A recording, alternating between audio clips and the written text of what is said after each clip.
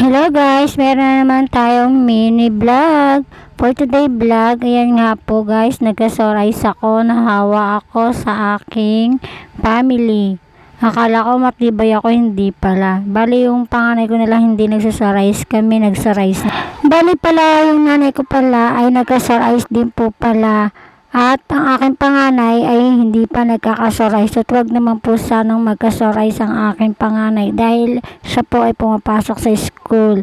Diba't ganyan naman tayo mga kananay. Dapat hindi natin nahawa ng ating mga anak dahil kawawa naman po sila at pumapasok sila sa school. At yan nga po ay hinatid ng asawa ko ang kanyang mga pamangkin at ang kanyang anak sa eskwelahan. Isang high school, dalawang elementary nga po pala. Dahil meron naman po kaming service na kolong-kolong, ay inahatid ng asawa ko tuwing umaga ang aming panganay at ang kanyang mga pamangkin. O diba, bali dito ay nag-stop kami dahil nga po tinignan namin yung view ng mga halaman de charis na ano po yung kadena ng kolong-kolong namin natanggal, kaya po inaayos niya at na-stop po kami dito sa maraming halaman. O diba, ang gaganda po ng mga halaman, bala ko din pong magtanim ng ganyan. At sinama nga po namin ang aking biyanan at mamamalengke siya ng panghanda sa aming pamangkin na magbe-birthday ngayong September. At yan nga po ay namalengke na rin po kami. Yan, namili po siya ng papansitin at biko. Bali, malapit lang naman po kasi yung palengke dito, pero kung gagamitin niyo po yung kolong-kolong o kaya nakamotor po kayo ay mabilis.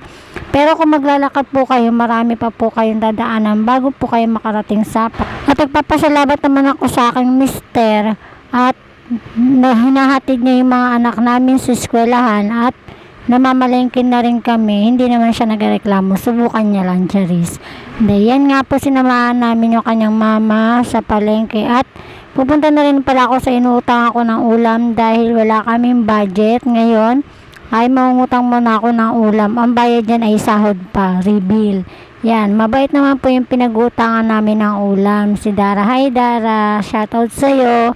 Yan nga po, marami siyang ulam. Pero ang binili ko lang po dito is isda at talbos kamote ng aking nanay. Yan lang po. At kumuha rin ako ng suman para sa aking bunso.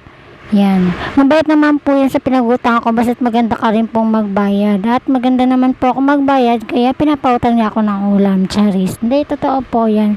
Sobrang bait niya po. Yan, kahit pa paano po ay meron kami pinag-utang ulam pag wala po kaming budget. Kasi yung trabaho ng asawa ko, sa 5 a 20 ang sahod niya. At yan, kahit naman po pa paano ay nakakautang kami ng ulam sa kanya. Asa? 20? Walang ganyan. Yung ano niya, marami niya na gawin. 30. Wala nang ganyan. Basta yung